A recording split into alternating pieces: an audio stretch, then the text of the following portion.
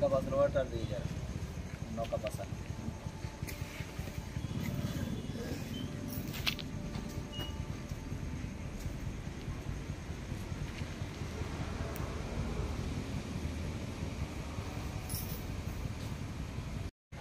సిద్దిపేట జిల్లా దుబ్బాక మండల కేంద్రంలోని ఆర్టీసీ బస్టాండ్లో గతంలో రెగ్యులర్ కంట్రోలర్ను కొనసాగించేవాళ్ళు.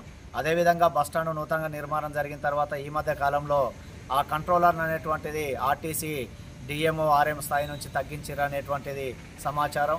వారితో పాటు ఆడ రెగ్యులర్గా కంట్రోలర్ లేకపోవడం వల్ల నిత్యం వేలాది మందిగా వచ్చిపోయేటువంటి ప్రయాణికులకు సరైనటువంటి బస్సు సమయాలను తెలుసుకోలేనటువంటి దుస్థితిలో నెలకొంటా ఉంది. ఆవరణలో అసాంఘిక కార్యక్రమాలకు కార్యాలయంగా నిలయంగా మారబోతా ఉంది. కాబట్టి బస్టాండ్ ఆవరణను రక్షించేందుకు నైట్ వాచ్మెన్ను వెంటనే నియమించాలి. రెగ్యులర్ కంట్రోలర్ను వెంటనే నిర్మించే పద్ధతిలో ఆర్టీసీ యాజమాన్యం వెంటనే చర్యలు చేపట్టాలి. ఇక్కడ సిబ్బంది లేరనేటువంటి కొరతతో తొలగించడం సరైనది కాదు.